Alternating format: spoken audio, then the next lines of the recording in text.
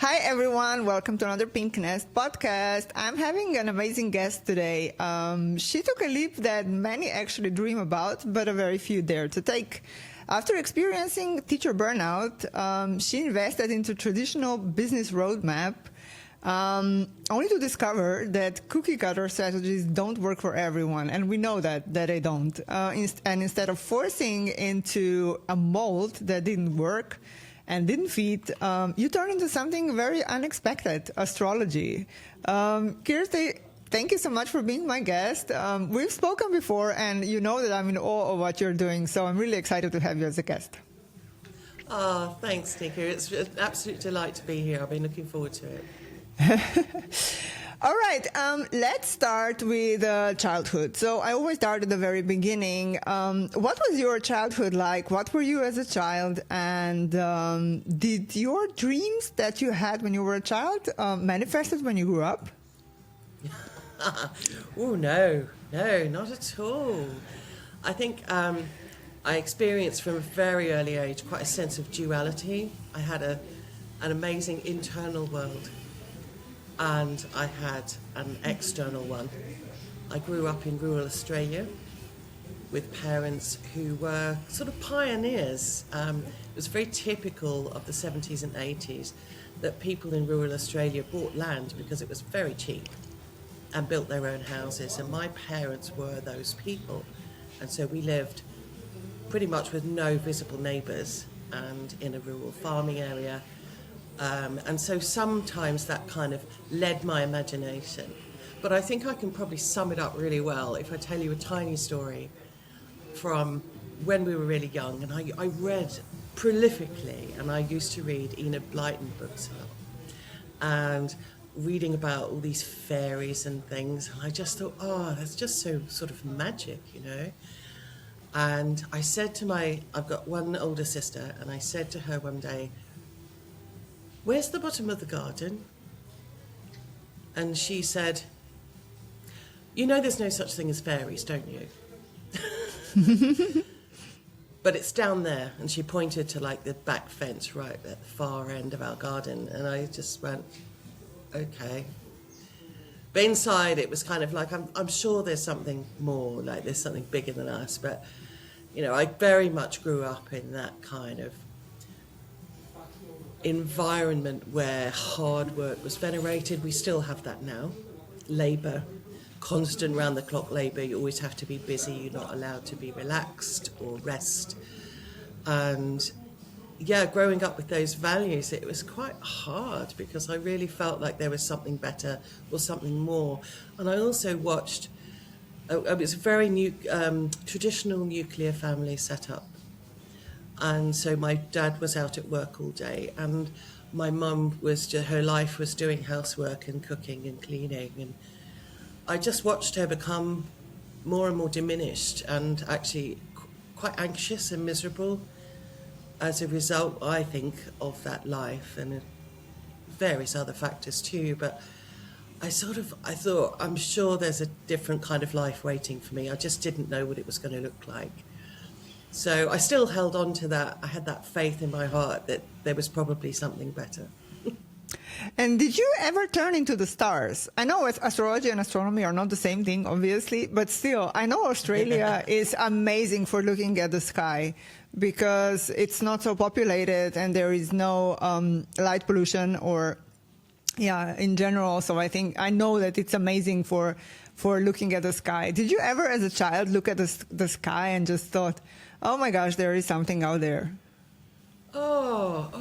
I think I did. I was very caught up in the kind of the romanticism of the natural environment. Some things about my childhood were incredibly privileged. One of them was that my dad, for his hobby, he built sailboats, and so we spent a lot of time as children and young people sailing and having access to the Barrier Reef and all the beauty, the incredible beauty that was there, particularly the underwater environments really captured me. You just sort of got lost in that incredible underwater world that we forget is there. Mm-hmm. But yeah, we were out on the boat for days on end or sort of overnight, and you can imagine what the sky was like. Yeah. And that, you know, if you pair that up with like the surge and flow of the water and the waves, there was a certain magic to it, which, you know, the romantic side of me really was captivated by. So I think it was an internal process of just thinking, that's just so amazing. You know, Yeah, and I it did sounds feel very pretty alone in romantic that. to me. Yeah.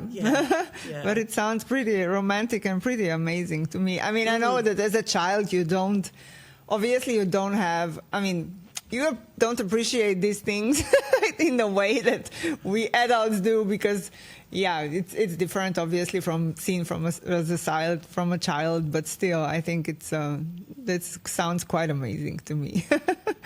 Yeah, you're absolutely right about when you're a child, it's just the way that it is. You don't know anything else. You've got no way of comparing it to something.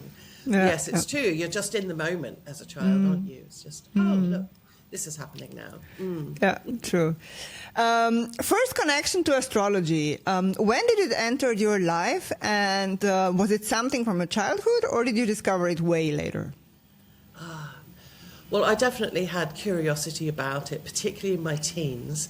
And I think that's quite common. A lot of people first are exploring their similarities and their differences. Like, we go through this process of individuation as teenagers. We're wondering, you know, what makes me special? Why am I here? We start to ask ourselves existential questions. And at the time, there was a very expensive service that you could tap into on the phone. You could ring up, like, recorded services that gave your sun sign horoscopes for the week. And to their credit, my parents never confronted me about the phone bill. But I used to, ring up these services that said, oh, you're a Capricorn sun, and I've got a Capricorn sun. This means that your week is going to be like this, and whether there was any resemblance to my experience or not almost was irrelevant to me at that time. But yeah, it sort of started then, and then I got a lot more into it in my late 20s, where I founded a Wellbeing centre. And so, of course, I was on the reception 6 days a week for quite a long time. It was also a little shop. I was a qualified aromatherapist, and I created blends and different remedies for people. And I also, among the things I stocked was a lot of books. And some of the books were about astrology. And as I spent my hours and hours talking to people and trying to match them up with complementary health practitioners, and I just began to marvel at human differences, our different tastes, our different personalities, our different styles, and all the different solutions that people needed for the kind of common problems that we all had. And it was then that I realized that recognizing and celebrating and supporting human difference is actually really important, particularly living in a society as we do, where it really suits capitalism and a patriarchal society to treat us all as standard units. And we really, really aren't. And I began to realize, as I read more widely about human difference and how these amazing practitioners matched what they were doing to that humans' needs at that time, that astrology held a lot of fascinating suggestions for me about how we're different right from the very beginning, from the moment, even during gestation, and from that point where we take our first breath. There are unique qualities. There is a sort of a special code that is held there all the way, extending right out to the far end of the solar system. Those planets and those objects are in a particular position when we take our first breath as a separate human. And there are certain things about ourselves and our life's journey that are affected and connected to the wider natural world, the solar system. And it began to make a lot of sense for me. So I started reading then. I left the Wellbeing Centre to go and become a full-time parent for quite a long time. And I tapped into astrology still a lot to help me with relationships, particularly with my children, who are very, very different souls. And I think anyone who has had children and has been pregnant and experienced that kind of 9 months, you know that one pregnancy is not the same as another. You sense right from that very early time that this approaching child has its own agenda, it has its own coding, its own sacred geometry. And yeah, it's just been incredibly helpful to me. And then when I reached another point of asking existential questions about my own life, which was the teacher burnout point, it was astrology that I turned to in going to some professional astrologers to help me make sense of what the hell was going on. So I just didn't understand why my life had collapsed. And it gave me answers and a sense of satisfaction and meaning that I just never found anywhere else. And yeah, I do it full time now. Let's stop a little bit. You were a teacher in between, you've mentioned this. Was it also a calling or like a choice, or how did you end up being a teacher? No, God, no, it wasn't a calling at all. I wanted to go into something creative. I think my first idea was that I wanted to be a theatre makeup artist. I was so fascinated by theatre. I was quite involved in theatre as a child and performance, and I got a lot of wonderful opportunities because rural theatre, everybody tries everything out, and I just thought, this is really exciting. I could do something with this. And my secondary school careers advisor said, "Oh, you can't do that. No one around here does training in it. You would have to go to Sydney to do that," which is several states away.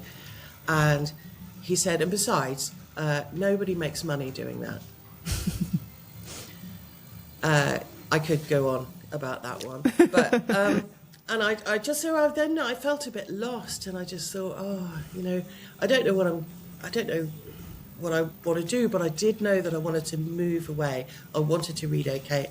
I wanted to link in with community.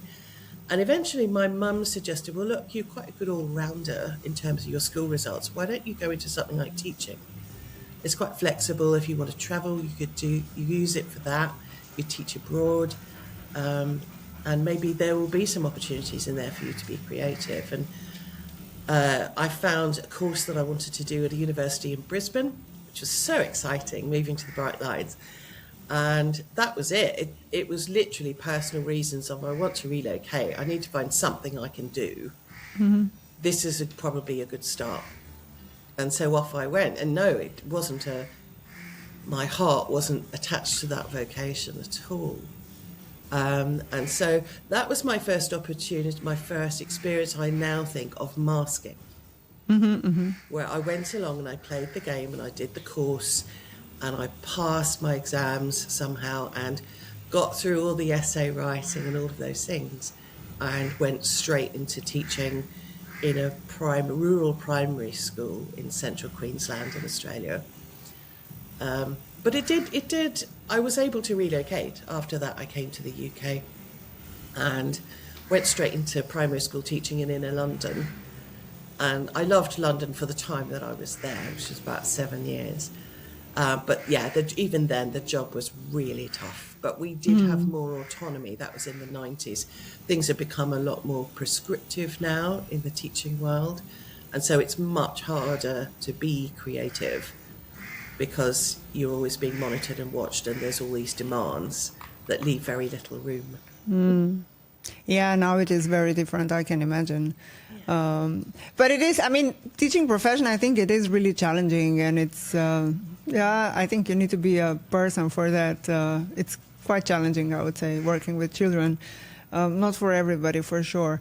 What made you think that, coming back to astrology part, what made you think that, or what was that light bulb moment that said, I think I can make astrology work for my business as well? Because I know that many listeners will surely be asking, but how does this even work for business? And I want you to explain a little bit how this works, and what was that moment that made you think, okay, I want to do this for my business? Okay. So I did my qualifications in astrology, and I thought, right, I want to bring this wondrous practice to other people. And particularly, one of the sort of postgraduate qualifications I did was in careers guidance. So it's really ironic that I reached a full stop in my own career and couldn't resolve it without astrology. And I thought, I can bring all of this together and I can do this. But I hadn't worked running a business online before. And so I knew, even though I'd been self-employed, I thought, I'm completely out of my depth here. I don't have any tech knowledge. I don't really know how everything works. I need to get some help. So I invested in a business roadmap that said, okay, if you follow this methodology, then in 6 months to a year, you're going to be making amazing money and you're going to have a huge audience and all of that stuff. And it didn't work for me.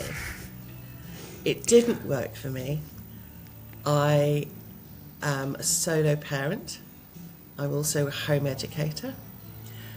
And whilst that gives me a lot of nice autonomy as a life, it's also quite a lot of responsibility. And of course, I also had responsibilities to maintain my own well-being, and so to live very differently to the way that I used to. And so the patches of time and energy, your precious resources are not just your money, they're also your time and they're also your energy. And I found that the prescriptive business roadmap method didn't work for me. I couldn't be constantly available. I didn't really have a kind of sustained attention span that was required to follow the method successfully. And I think that that business roadmap approach does work for some people, but you have to be absolutely devoted to it and quite prepared to put aside your own tiredness, your occasional scattered energy, or, shifting focus all of the time. And I just found myself feeling more and more despondent and kind of avoiding the next module of the training, and because I just felt that very distanced personally from the things that were being said. And basically it followed that very traditional approach to business and to working life. Constant availability, no matter if you're tired, just keep pushing through, just make yourself do it. And I felt that, to me, that was sort of counterintuitive. And so the more I listened to my intuition and tuned into my body and what was really going on, my nervous system was, completely jacked up the whole time. We're not meant to live like that. And so, the business roadmap didn't work for me. And then I thought, hang on a minute. Think about astrology. Think about what astrology is for. Astrology is there to help us understand ourselves as individuals, our own patterns, and to help us make sense of our human experience. And the fact that we all have similar timelines, but we have individual experiences during those. And what is there in astrology that can help me still create a wonderful business that feeds this incredible ambition that I have and this love for my work, but not in a way that's going to kill me, ultimately, and send me straight back to that burnt-out state. And so I did a lot more research because I couldn't really find anyone who was talking about building successful autonomous business practice using these principles and methods. And I realised, of course, astrology can be used as an interesting lens on anything, any human endeavour.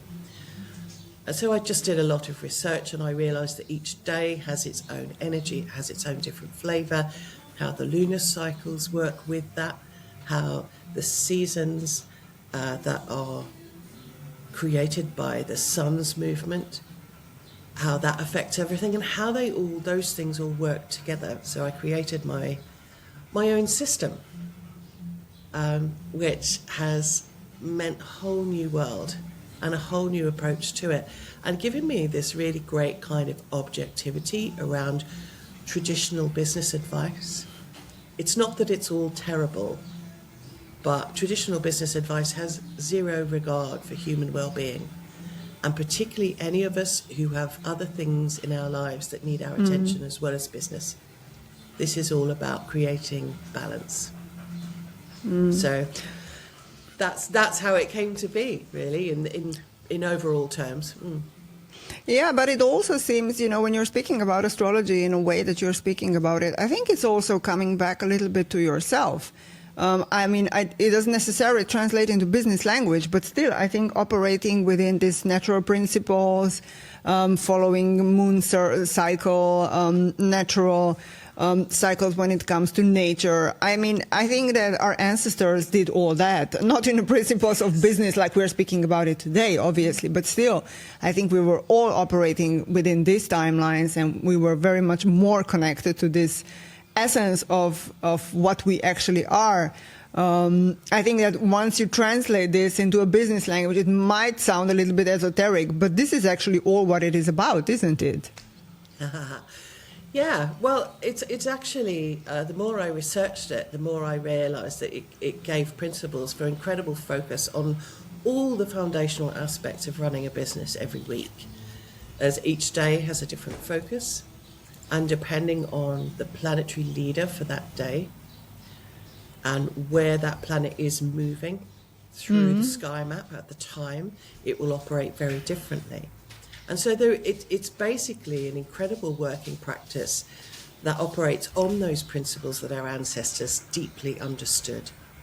And we've forgotten that since we had the Industrial Revolution, since capitalism, we've lost our contact with that. And so this is about integrating the best of the old and the best of the new. And it's incredible, and it takes a really cyclical approach to ourselves and our well-being and our business growth to keep it sustainable. It'd be very easy to just operate in that linear way where you're very goal-led, very driven, very heat-seeking, very target-driven, and then you can end up so single-mindedly focused on that you end up in burnout and then having to come back to the beginning, and then following that same kind of linear rather than cyclical approach. And so sometimes business growth, we can become frustrated at the amount of time that it takes. And yet sustainable business grows at its own rate. And it has cycles, it has seasons, it has times where we maintain things, times where we launch and we grow, and other times where things are a bit more fallow and they're quieter while we revise and revisit things. And these things are automatically built into astrology. So we don't have to second guess it. We don't have to try and figure it out. The principles are there. It's just a really easy thing to follow.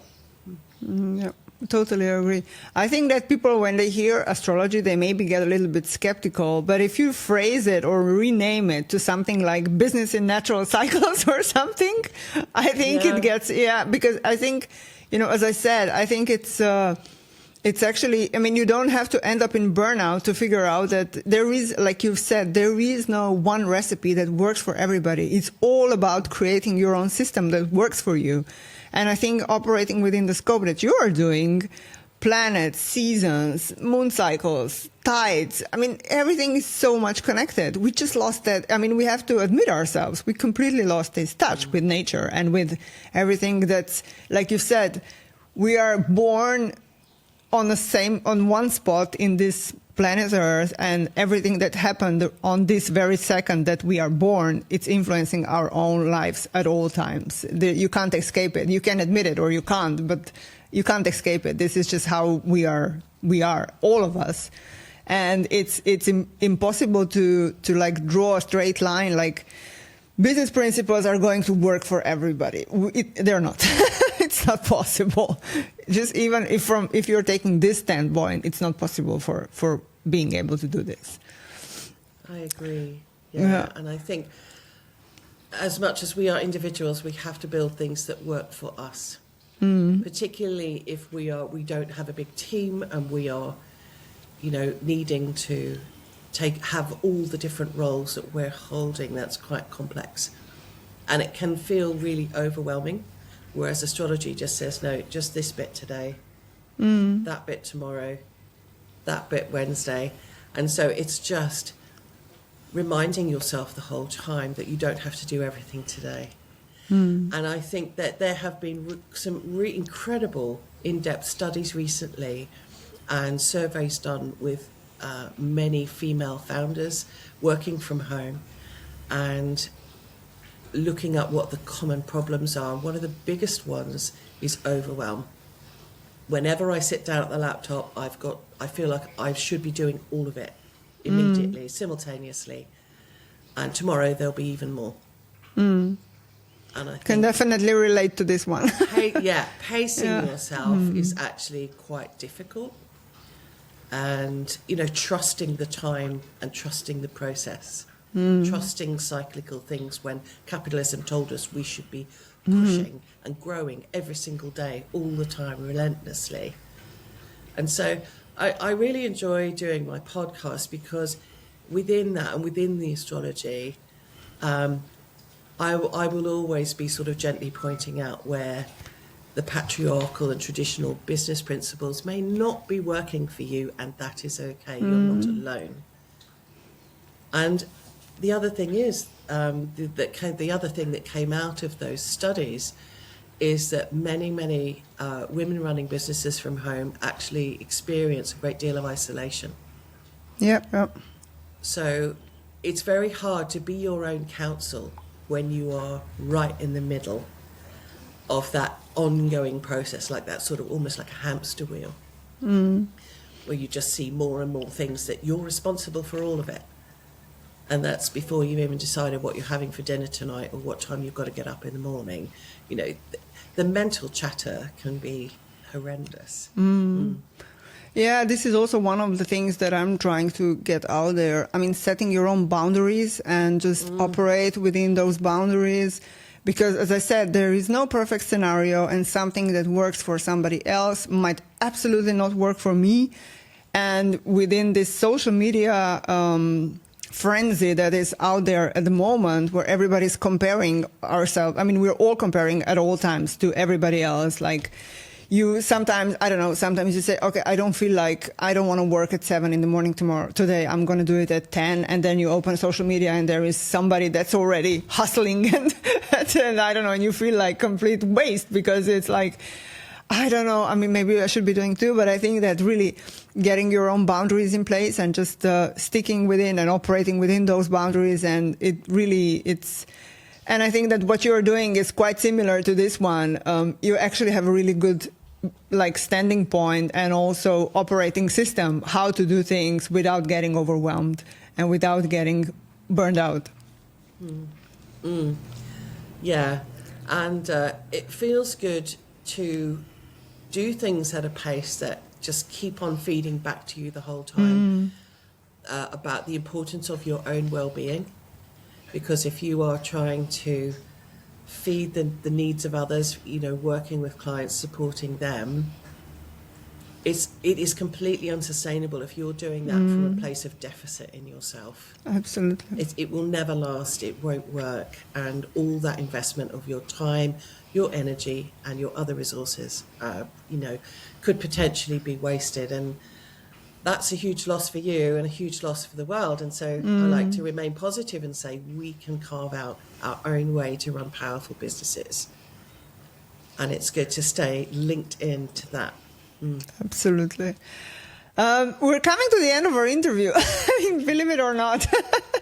Is there any final thought that you would like to share with our listeners and watchers? Something that you would like to share, or some I don't know, ideas, or just wishes for our audience? Yeah. I think that however you do it, one of the most interesting and easy to apply things about astrology is to monitor your own energy cycles when you're feeling up and ready to do things, when you're really not. See what the matches are between the lunar cycles and your own energy. You don't have to be an astrology professional to do that. There are a lot of apps out there. Just start to build an awareness of when the new moons are and when the full moons are, and you just very gently start to build in some layers of very entry-level knowledge around that. And you'll be very surprised at what you may discover about yourself and your own relationship to lunar cycles and to where the moon is. And even just checking in with your own personal chart, you can really easily run a personal chart for free online, as long as you've got accurate birth data. Your birth time is really important. But if you run that and you can find what sign your moon is in, it gives you really good signals for the things that bring you comfort, the things that feed your subconscious, the things that are unique to you and other people, of course, who've got the moon in the same sign. So lunar cycles are a really important part of building a business based on astrology principles. So that's it really. Watch your relationship with the moon. It's really interesting. I am definitely with you on this one. Thank you so much for being my guest. I think it was a lovely conversation, and I think it will be very insightful for people watching and listening. Thank you so much, Kirsty. Thank you, Nika. It's been a delight. Thank you.